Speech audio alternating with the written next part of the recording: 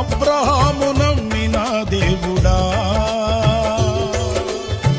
నా పితరుల ఆరాధ్య దైవమా,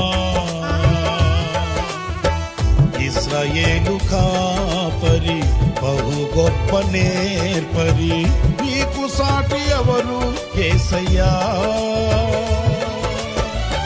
ఇశ్రాయేలు కాపరి బహు గొప్ప నేర్పరి, నీకు సాటి ఎవరు యేసయ్యా.